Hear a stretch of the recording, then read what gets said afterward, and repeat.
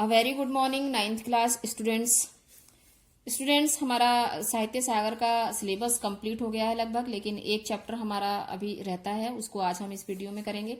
Last video में मैंने आपको मेघ आए चैप्टर की एक्सप्लेनेशन दी थी, उसके क्वेश्चन आंसर्स रह गए थे, वो भी मैं आपको इस वीडियो में आज दूंगी। बच्चों, व्याकरण के बारे में जो मैं आपको कुछ थोड़ा सा बताना चाहूंगी, आपका जो यूनिट टेस्ट का सिलेबस है उसमें फुल कोर्स लिखा हुआ है आपके सिलेबस में। तो आपको जो लेटर और कंपोजिशन मीन्स प्रस्ताव लेखन आप तैयार करेंगे, उसमें आपको जरूरी नहीं है कि टॉपिक आपका बुक से ही आएगा। आपके जो टॉपिक हैं पत्र लेखन का और प्रस्ताव लेखन का, हो सकता है वो बुक से अलग भी आए, क्योंकि आपके बोर्ड एग्जाम में भी वो बुक से नहीं आते। और बुक से मैंने इसलिए भी लग रहा है मुझे कि नहीं आएगा, क्योंकि बच्चे अगर बुक में से टॉपिक्स आते हैं तो वो सब इस समय ऑनलाइन एग्जाम दे रहे हैं, सब लोग कोशिश यही करते हैं कि देख के, और सेम सभी बच्चे बिल्कुल सबका सेम टू सेम होता है, बुकिश पूरा उतरा हुआ बिल्कुल कॉपी करके वो उसमें लिखते हैं। तो हो सकता है टॉपिक बाहर से आ जाएं। तो मैं आपसे एक बार ये कहना चाहूंगी कि करंट टॉपिक, और करंट भी नहीं है तो अच्छे से टॉपिक जो भी हैं आप एक बार ध्यान से देख लीजिएगा, और नहीं तो आपको उसमें अपने विचार लिखने होते हैं, आप उसमें अपने विचार लिख सकते हैं। और जो आपके पत्र लेखन प्रस्ताव लेखन, अगर एग्जाम में दोनों ही चीजें आती हैं, पत्र लेखन भी और प्रस्ताव लेखन भी, तो 1 आवर का आपका एग्जाम होगा। आप प्रस्ताव लेखन ज्यादा लेंथी लिखने की आपको जरूरत नहीं है, आप 1 पेज का लिख सकते हैं, उसमें 1 से 1.5 पेज के बीच आप कर सकते हैं। और पत्र आप छोटा ही लिखेंगे, पत्र भी ज्यादा बड़ा नहीं लिखेंगे, क्योंकि वो टाइम के अकॉर्डिंग मार्क्स भी कम कर दिए गए हैं उसमें, और आपके जो है इसलिए आपको लिखना जरूरी है, क्योंकि आपकी हैबिट बनी रहेगी कि प्रस्ताव लेखन कैसे लिखना है, आपको विचार कैसे व्यक्त करने हैं अपने। तो इसलिए मैं आपसे बता रही हूँ एक बार कि आपको ज्यादा लेंदी नहीं करना है। 1 से 1.5 पेज का प्रस्ताव लेखन लिखें एग्जाम में अगर आता है, और पत्र भी अगर आता है तो पत्र भी आपको ज्यादा लेंदी लिखने की जरूरत नहीं है, 1 पेज इनफ है आपका। और बाकी जो आपके साहित्य सागर में से आएगा आपका क्वेश्चन आंसर्स, वो आपको करने हैं। इस बार आपको जैसे कि 10th और 12th क्लास में भी किट का सिस्टम किया गया है, शायद आपके लिए भी किट का ही है, किट आपको लेने जाना होगा स्कूल से, जैसे भी है। तो मैंने इसलिए वीडियो में आपको ये बात बताई है, जो बच्चे वीडियो देखते हैं। तो आइए चैप्टर नंबर 6 हम इसका करते हैं, साहित्य सागर का पद्य भाग से सूरदास के पद। तो पाठ शुरू करने से पहले हम सूरदास जी के बारे में कुछ पंक्तियां पढ़ेंगे। हिंदी की कृष्ण भक्ति शाखा के कवियों में सूरदास का नाम सर्वोपरि है। सूरदास का जन्म 1478 में मथुरा के निकट रुनकता या रेणुका क्षेत्र में माना जाता है। सूरदास महाप्रभु वल्लभाचार्य के शिष्य थे। इनका निधन पारसौली में सन 1583 में माना जाता है। कुछ लोगों का मानना है कि सूरदास जन्मांध थे, कुछ लोग ऐसा मानते हैं कि सूरदास जी जन्म से ही अंधे थे, लेकिन कुछ लोगों का ऐसा मानना नहीं है, क्योंकि जितना सुंदर चित्रण सूरदास जी ने किया है भगवान कृष्ण के बाल रूप का, इतना सुंदर चित्रण कहते हैं कि कोई अंधा व्यक्ति नहीं कर सकता। तो इसीलिए कुछ लोग मानते हैं कि सूरदास जी जन्म से अंधे थे, लेकिन कुछ लोगों का मानना है कि सूरदास जी बाद में अंधे हुए थे। सूरदास जी के 3 ग्रंथ सूरसागर, साहित्य लहरी और सूर सारावली, ये मुख्य रूप से सर्वाधिक प्रसिद्ध ग्रंथ हैं इनके तीनों, जिसका आधार श्रीमद् भागवत है। सूरदास ने अपनी रचनाओं में कृष्ण की विविध लीलाओं का वर्णन किया है। सूरदास वात्सल्य रस के सम्राट माने जाते हैं। वात्सल्य का मतलब बच्चों होता है जो माँ और पुत्र के प्रेम का वर्णन किया जाता है। जो पुत्र बच्चा छोटे बच्चे का जो लीलाओं का, उसकी एक्टिविटीज का जो वर्णन होता है, और एक माँ उसकी दोनों के प्रेम का जो वर्णन होता है, वो वात्सल्य वर्णन कहलाता है। सूरदास ने ब्रज की लोक प्रचलित भाषा को अपनी रचनाओं का आधार बनाया, अर्थात ब्रज भाषा में इन्होंने अपनी रचनाएं लिखी हैं। तो इसी के साथ हम इनके पदों पर आते हैं। तो ये सूरदास जी के लिखे गए कुछ प्रसिद्ध पद हैं, यहाँ जो आपके दिए गए हैं देख लीजिए। इन पंक्तियों में कवि ने कृष्ण की बाल लीलाओं का वर्णन किया है। माँ यशोदा अपने पुत्र कृष्ण को सुला रही हैं, पालने में झुला रही हैं, और उसको लोरी गा रही हैं उसको सुलाने के लिए। तो क्या एक्टिविटी कृष्ण करते हैं और माँ यशोदा की क्या गतिविधियां हैं, ये हम इन पंक्तियों में पढ़ेंगे। जसोदा हरि पालने झुलावे, माँ यशोदा भगवान कृष्ण को पालने में झुला रही हैं। हल रावे, वो क्या करती हैं, पालने में कृष्ण लेटे हुए हैं तो कभी वो हिलाती हैं, उस पालने को हिलाती हैं, दुलराई, कभी वो उसको दुलार करती हैं कृष्ण को। मल्हावे, कभी उसको वो पुचकारती हैं। जोई सोई कछु गावे, और कुछ कुछ गाकर वो कृष्ण को सुला रही हैं। मेरे लाल को आओ निंदरिया, और क्या कह रही हैं वो कि अरे निंदरिया, निंदरिया मीन्स नींद के लिए उन्होंने कहा है कि तू कहाँ है मेरी लाल की, मेरे कृष्ण की आंखों में क्यों नहीं आती, काहे न आनी सुआवे, तो तू आकर क्यों नहीं कृष्ण को सुलाती, जल्दी से मेरे कृष्ण की आंखों में आ और जल्दी से उनको सुला दे। तू काहे नहीं बेगही आवे, तो को कान बुलावे, और कहती हैं कि तू काहे नहीं बेगही, बेगही मीन्स जल्दी, कि तू जल्दी से क्यों नहीं आती, तो को कान बुलावे, तुझे कृष्ण बुला रहे हैं। नींद से वो ऐसा कह रही हैं। कबहू पलक हरि मूंद लेते हैं। अब कृष्ण की एक्टिविटीज देखिए, कृष्ण की क्या गतिविधियां हैं वो इन पंक्तियों में है कि कबहू पलक हरि मूंद लेते हैं, कि कभी तो पलक, हरि मीन्स कृष्ण, कभी तो कृष्ण अपनी आंखों को बंद कर लेते हैं, मूंद मीन्स बंद कर लेते हैं, कभी तो कृष्ण अपनी आंखों को बंद कर लेते हैं। कबहू अधर फरकावे, और कभी सोते सोते, अधर मीन्स होठ, अपने होठों को फड़काने लगते हैं। सोवत जानी मौन हुए कह रही, और यशोदा को ऐसा लगता है, ऐसा प्रतीत होता है कि कृष्ण सो गए हैं, भगवान कृष्ण सो गए हैं, तो वो क्या कहती हैं कि सोवत जानी मौन हुए कह रही, और वो ऐसा जानकर कि कृष्ण सो गए हैं वो अब लोरी गाना बंद कर देती हैं और चुप हो जाती हैं। करी करी सैन बतावे, और दूसरों को भी, सैन मीन्स इशारे, और दूसरों को भी इशारे करके चुप होने का संकेत करती हैं, और दूसरों को भी चुप रहने का संकेत करती हैं। यही अंतर अकुलाए उठे हरि, और इतने माता यशोदा चुप होती हैं, इसी दौरान कृष्ण उठ जाते हैं। अकुलाए यानी कि हिलने डुलने लगते हैं, अकुलाने लगते हैं, और जसुमती मधुरी गावे, और यशोदा जो हैं वो फिर से मीठा मीठा गाना शुरू कर देती हैं। जो सुख सूर अमर मुनि दुर्लभ, और यहाँ इन पंक्तियों में कवि सूरदास जी कह रहे हैं कि जो सुख सूर अमर मुनि दुर्लभ, कि जो सुख ये माता यशोदा, भगवान कृष्ण की बाल लीलाओं का जो सुख है वो ऋषि और मुनियों के लिए भी दुर्लभ है, अर्थात उनको भी देखने के लिए नहीं मिलता। सो नंद भामे नहीं पावे, उस सुख को नंद की पत्नी यशोदा जो है वो उन्हीं के नसीब में है, उन्हीं के भाग्य में है भगवान कृष्ण की इन लीलाओं को देखना। ये एक स्टैंजा हमारा यहाँ कंप्लीट हो गया। अब नेक्स्ट स्टैंजा पर हम आते हैं।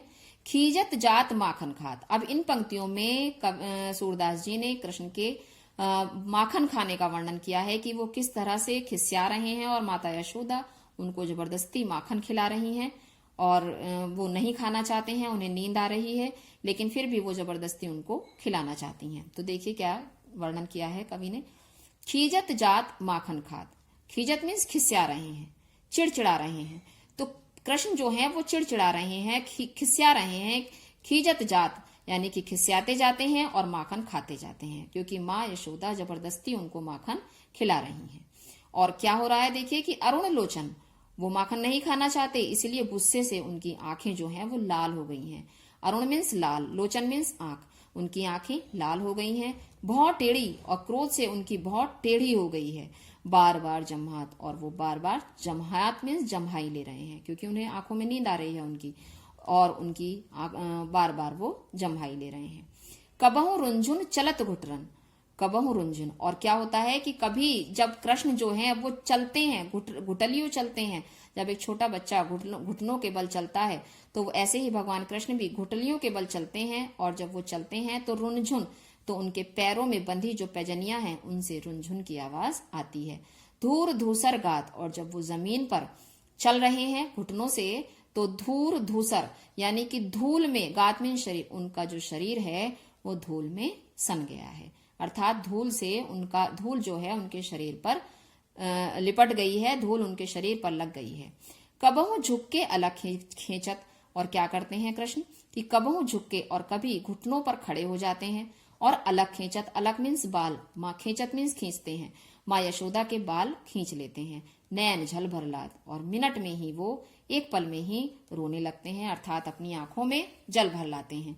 कबहू तुतरे बोल बोलत, और कभी वो अपने तोतले बोलों से बोलना शुरू करते हैं, माँ को आवाज लगाना शुरू करते हैं, कभी अपने तोतले बोलों से वो बोलना, माँ को आवाज लगाते हैं। कबहू बोलत तात, और कभी वो तात यानी कि नंद बाबा के लिए आया है यहाँ, कभी वो नंद बाबा को तात कहकर बुलाते हैं। सूर हरि की निरखी शोभा, निमिख तजत न मात। और कवि सूरदास जी कह रहे हैं कि जो प्रभु की ये सुंदर शोभा है, सुंदरता, उनकी लीलाओं की जो सुंदरता है, शोभा है, निमिख तजत न मात। और माया, उन लीलाओं को माँ यशोदा, निमिख मीन्स जितना एक पलक झपकने में समय लगता है, कि एक पल के लिए भी माँ यशोदा उनकी लीलाओं को तजना नहीं चाहती, अर्थात त्यागना नहीं चाहती। एक भी उनकी लीला को माँ यशोदा अपनी आंखों से ओझल नहीं होने देना चाहती। तो ये हमारा सेकंड स्टैंजा यहाँ कंप्लीट हो गया। नेक्स्ट एंड लास्ट,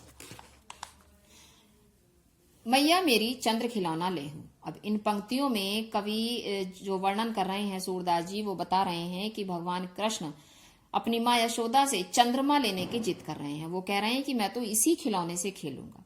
चंद्रमा को वो कोई खिलौना समझ रहे हैं और वो कह रहे हैं कि मुझे तो यही चाहिए। और वो क्या क्या जिद कर रहे हैं, क्या क्या धमकियां दे रहे हैं अपनी माँ को जिद पूरी ना होने पर, वो इन पंक्तियों में कवि ने लिखा है। देखिए, मैया मेरी चंद्र खिलौना ले हूं।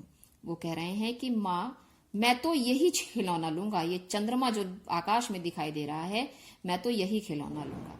लेकिन माँ यशोदा उसकी इस जिद को पूरा कैसे कर सकती हैं, क्योंकि चंद्रमा को पृथ्वी पर लाना असंभव है। तो क्या कह रहे हैं वो कि अगर तुम मुझे ये खिलौना नहीं दोगी तो मैं क्या क्या नहीं करूंगा, धौरी को पै पान न करी हो। ये जो तुम मुझे रोज इस सुरभि गाय का दूध पिलाती है ना, ये मैं नहीं पीऊंगा। बेनी सिर न गुथे हो, और ये जो तू मेरे सिर पर, मेरे सुंदर सुंदर बालों की, बेनी मीन्स चोटी, मेरे सिर पर ये चोटी गूंथती है, मैं इस चोटी को भी अपने सिर पर तुझसे नहीं गुथवाऊंगा।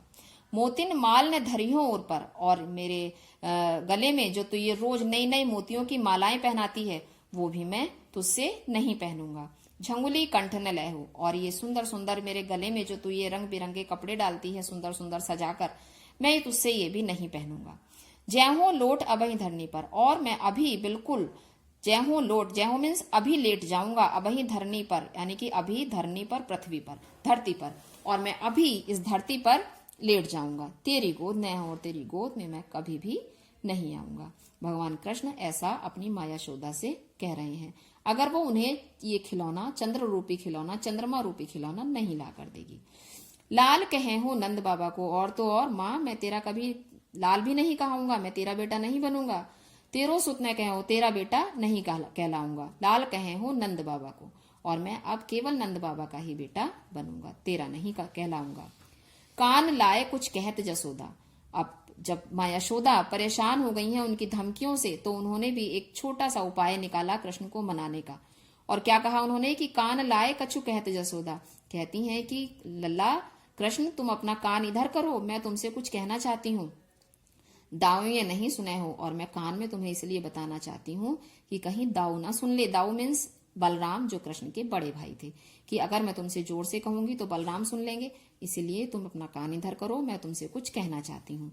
तो क्या कहती हैं वो कृष्ण के कान में कि चंदा हूते अति सुंदर तो ही नवल दुल्हनिया ले हूं, कि मैं तुम्हारे लिए ये चंद्रमा तो क्या चीज है, कुछ भी नहीं है, चंद्रमा से भी सुंदर दुल्हनिया ला कर दूंगी। नवल मीन्स नई, सुंदर, दुल्हनिया ब्याह हूं, दुल्हनिया से ब्याह करके लाऊंगी। तो ये चंद्रमा की जिद छोड़ दो, मैं तुम्हारे लिए इस चंद्रमा से भी सुंदर दुल्हनिया लाकर दूंगी। तेरी सौ मेरी सुन मैया। अब कृष्ण जो है, यशोदा की बात सुनकर मान जाते हैं, तो उनकी बातों का क्या प्रभाव होता है कृष्ण पर, कि तेरी सौ माँ, तेरी सौगंध, सौ मीन्स सौगंध, तेरी सौगंध माता, बस मेरी बात सुन ले, मेरी सुन मैया, यानी कि तेरी सौगंध माता, बस मेरी बात सुन ले तू, अब वही ब्याह जय हूं।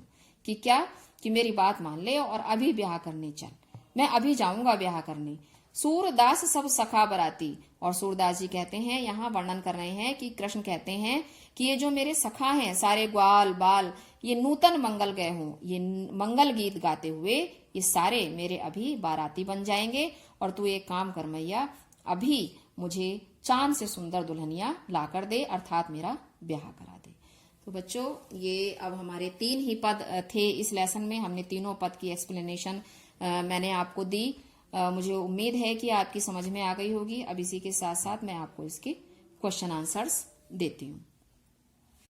तो बच्चों, ये हमारे क्वेश्चन आंसर्स हैं लेसन 5 के भी। अभी मैंने आपको क्वेश्चन आंसर्स नहीं दिए थे पिछली वीडियो में, और मैंने आपको ये एक्सप्लेनेशन दी थी केवल। और इस वीडियो में मैं पहले आपको लेसन 5 के क्वेश्चन आंसर्स कराऊंगी।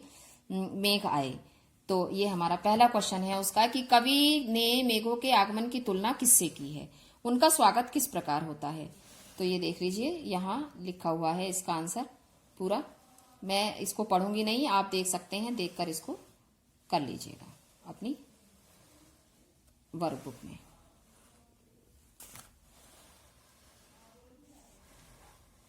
तो ये इसका फर्स्ट आंसर था।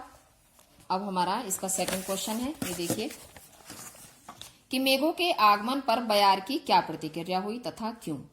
तो ये देखिए आपके इसके ये सेकंड क्वेश्चन का आंसर है इसका।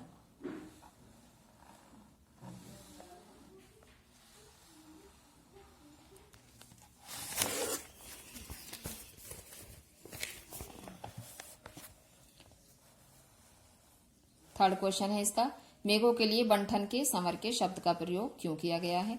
मेघों के लिए बंठन के संवर के शब्दों का प्रयोग इसलिए किया गया है क्योंकि बादलों को देखकर कवि को ऐसा लग रहा है जैसे किसी का दामाद शहर से बंठन के गांव में आया हो।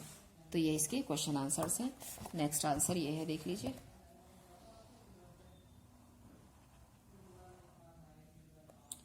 आप ये अपनी वर्कबुक में कर लीजिएगा। ये देखिए इसका सेकंड अवतरण का है ये। पेड़ झुक झांकने लगे, गर्दन उचकाए, पंक्ति का आशय स्पष्ट कीजिए। ये देखिए इसका आंसर है ये।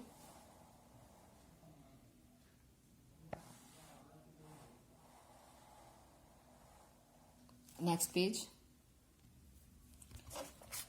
हो सकता है लाइव क्लास में एक दो वर्ड आपका चेंज हो, लिखाते समय मैंने डिक्टेट किया था तो हो सकता है चेंज हो गया हो, उससे कोई फर्क नहीं पड़ता बच्चों। ये आप जो भी इसमें लिखा हुआ है वो सही आंसर्स हैं, आप इनको लिख लीजिएगा। उपर्युक्त पंक्तियों में पेड़, धूल और नदी से नदी को किस किस का प्रतीक बताया गया है और कैसे। ये देख लीजिए इसका आंसर। नेक्स्ट क्वेश्चन है, बाकी चितवन उठा, नदी छिटकी, घूंघट सरकाए, पंक्ति का भाव सौंदर्य स्पष्ट कीजिए। तो इसका आंसर देख लीजिए। ये दोनों क्वेश्चन का आंसर से एक साथ आ रहा है इसमें, आप देख सकते हैं।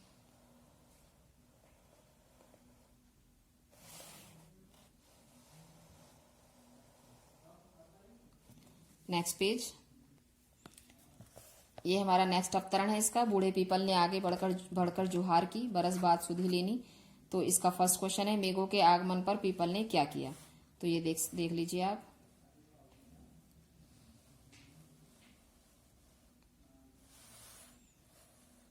टू टाइम्स मैंने आपको आंसर शो कर दिया है इसमें, आप इसमें से देखकर लिख सकते हैं। नेक्स्ट क्वेश्चन, लता ने मेघों के आगमन पर उनसे क्या कहा और कैसे। काव्य पंक्तियों में ओठ हो किवार की का प्रयोग क्यों किया गया है। ये देखिए, इसमें भी दोनों क्वेश्चन के आंसर्स एक साथ हैं, आप देख सकते हैं।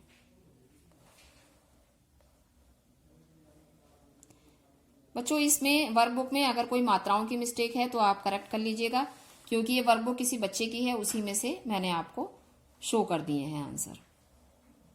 स्पेलिंग मिस्टेक होगी इसमें डेफिनेटली, तो आप इसको करेक्ट कर सकते हैं। शब्दार्थ लिखिए। जुहार, जुहार मीन्स आदर के साथ, सुधी मीन्स खबर, अकुलाई उत्सुकता, और किवार किवाड़, ये आपके शब्दार्थ हो गए इसके जो इसमें दिए गए हैं। ये देखिए। नेक्स्ट अवतरण है एक, क्षितिज अटारी, गहराई। तो ये इसका क्वेश्चन है, क्षितिज अटारी से कवि का क्या अभिप्राय है, यहाँ किस किस का मिलन हुआ है। तो ये आप इसका आंसर देख लीजिए। दोनों क्वेश्चंस का आंसर एक साथ देख लीजिए। क्षमा करो गांठ खुल गई भरम की, इसका भी और का वाले का भी, ये आप इसमें देखिए, दोनों के आंसर हैं एक साथ।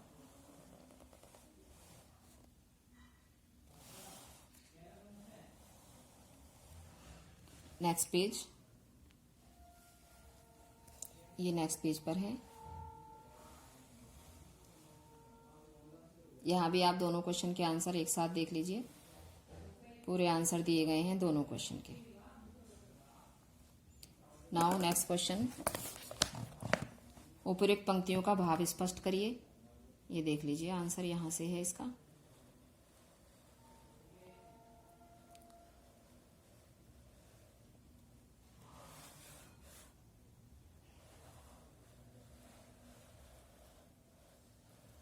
Now next chapter. ये बच्चों सूरदास के पद के क्वेश्चन आंसर्स हैं, इनको भी आप अपनी वर्कबुक में कर लीजिएगा। ये पहला अवतरण है, इसके क्वेश्चन आंसर्स ये हैं। यशोदा बालकृष्ण को सुलाने के लिए क्या क्या करती है।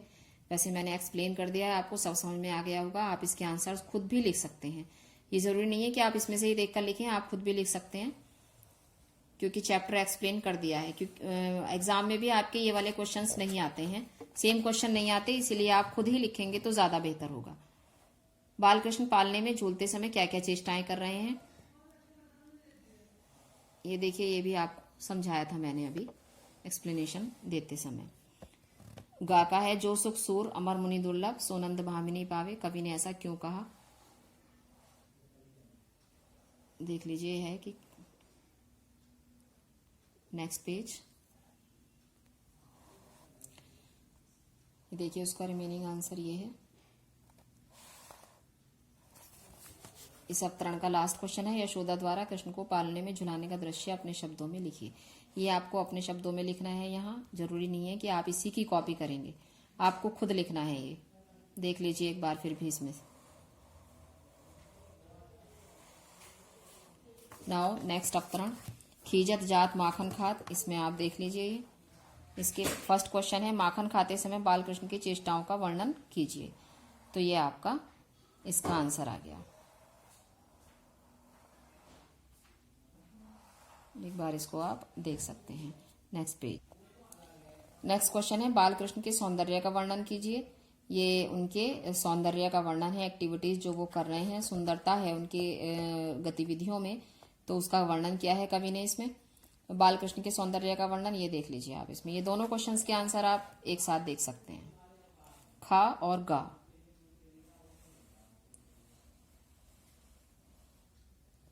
वंस मोर, नेक्स्ट क्वेश्चन, शब्दार्थ लिखिए। झुंझलाना, खीजत, झुंझलाना, अरुण लोचन, जमात, अलख, निमिख, तुतरे, ये इनके शब्दों के अर्थ हैं। देख लीजिए आप इसमें। नेक्स्ट अवतरण है आपका लास्ट वाला, मैया मोरी चंद्र खिलौना ले हो, तो इसके क्वेश्चन आंसर्स नेक्स्ट पेज पर हैं। तो ये देखिए इसके क्वेश्चन आंसर्स हैं। फर्स्ट क्वेश्चन है इसका, बालकृष्ण क्या लेने की जिद कर रहे हैं, माँ यशोदा उनकी जिद पूरी करने में क्यों असमर्थ हैं। तो ये आप इसमें से ये सभी आंसर्स आप खुद भी लिख सकते हैं इसमें एक्सप्लेनेशन के बाद। नेक्स्ट क्वेश्चन, अपनी जिद को पूरी करवाने के लिए बालकृष्ण माँ से क्या क्या कह रहे हैं। तो ये दोनों क्वेश्चन का आंसर एक साथ आप देख लीजिए।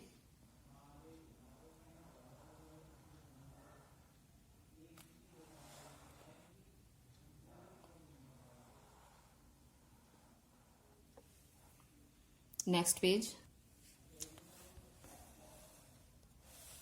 लास्ट क्वेश्चन, सूरदास के बाल वर्णन की विशेषताएं बताइए। तो ये इसका लेसन का लास्ट क्वेश्चन है ये, और इसी के साथ हमारा यूनिट टेस्ट का सिलेबस कंप्लीट हो गया है बच्चों। अब आप अपना तैयारी करते रहें। 7 डेट से आपके यूनिट टेस्ट हैं, और जैसा कि मैंने आपको बताया है स्टार्टिंग में कि प्रस्ताव लेखन और पत्र लेखन दोनों के टॉपिक जरूरी नहीं है कि आपकी बुक से ही आए, क्योंकि फुल कोर्स आना है। ये आपके बोर्ड एग्जाम में भी कभी भी आपकी बुक से टॉपिक नहीं आते, ये अलग से ही आते हैं टॉपिक। तो आप अपने कुछ लेख पढ़िए, और जो करंट टॉपिक हैं नेट से देख सकते हैं, और पुस्तक आप पढ़ते रहिए, निबंध तरह तरह के टॉपिक्स पर। तो इसी के साथ थैंक यू।